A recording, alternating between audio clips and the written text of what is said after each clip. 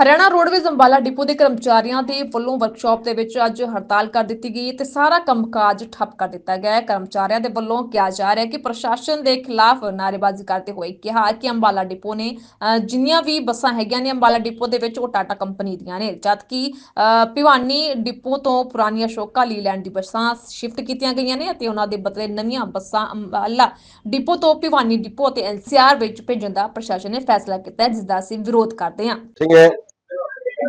3 दिन पहले महानिदेशक महोदय ने BS6 की बसों को NCR से में भेजने के लिए जिन डिपुओं में BS6 की बसें हैं और उन डिपुओं में भेजने के लिए आदेश जारी किए, जहां पर NCR का पड़ता है। हम सरकार से मांग करते हैं कि 650 बसें जो सरकार खरीदने वाली है उन सभी में वो BS6 की बसें आएंगी।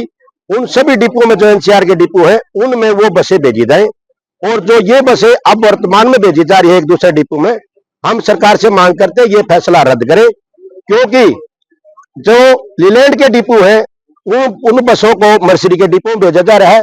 वर्तमान का उदाहरण अंबाला डिपो में जो 10 बसें आई हैं वो लीलैंड की बसें हैं, और ये जो अंबाला डिपो है ये टाटा का डिपो है।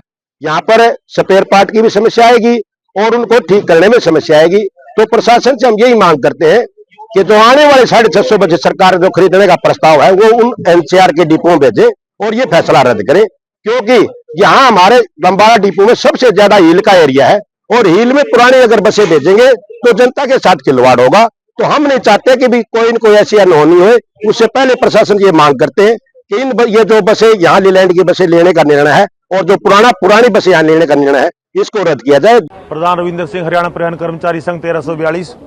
जो ये 3 दिन से मसला चल रहा है, जो सरकार ने बिना बात के हमारे जो अंबाला में यथास्थिति अच्छी तरीके से सारा डिपो का संचालन हो रहा था उसको खराब करने के लिए, ये पता नहीं ये किसके पीछे किसका हाथ है, कौन इसको करना चाह रहा है, ये किसी के समझ में नहीं आ रहा है।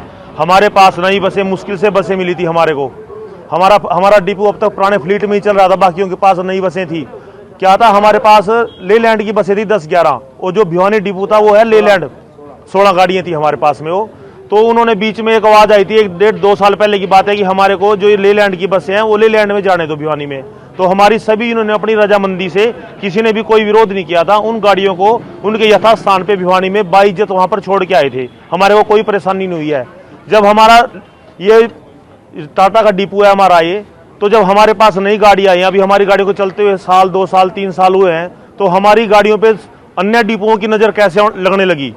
वो हमारे से हमारी नई गाड़ियाँ लेके हमारे को पुरानी गाड़ियाँ देना चाह रहे हैं, जिसमें से कुछ गाड़ियाँ तो ऐसी हैं जिसकी जो उनकी एज थी वो 3 से 4 मंथ बची हुई है, किसी की साल या 1.5 साल ऐसा कुछ बची हुई है।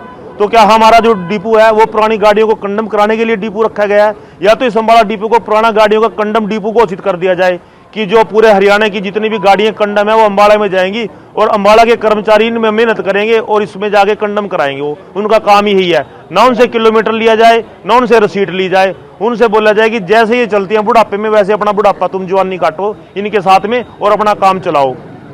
तो जो जनता परेशान होगी तो हमारा अंबाला परेशान होगा। हमारा जो एरिया है, जो हमारे बच्चे हैं जो ITI वगैरह में जहाँ भी जैसे जाते आते हैं, हमारी जो छात्राएं हैं, हमारे पास जब साधन अच्छा नहीं होगा तो हम उनको सुविधा कैसे देंगे। अभी सारी बसें रैली में चली गई, क्यों चली गई? हमारे यहाँ से भी जो हमारे पास अच्छी बसें थी, कल फिर हमारे से बसें मांगने लगेंगे तो कौन गाड़ी लेकर जाएगा पुरानी गाड़ियाँ लेके। तो जो स्थिति जैसे बनी हुई है पहले, उस स्थिति को वैसे बना रहने दो। अंबाला डिपो बहुत ही शांतिपूर्ण ढंग से काम करने वाला और हमेशा संघर्ष करने वाला डिपो रहा है। इसने हमेशा अपनी जो लड़ाई है अपने विभाग के लिए और अपने कर्मचारियों हित के लिए लड़ी है। हम प्रशासन को सही तरीके से और अपने संचालन को अच्छे तरीके से करने के प्रयास में है। हमारी सिर्फ एक ही छोटी सी मांग है, सिर्फ कर्मचारी और जनता के हित में, कि आप हमारे से बातचीत करें, बातचीत का रास्ता दें, और जो इस बातचीत से समाधान निकले हम उस समाधान को मानने के लिए तैयार हैं।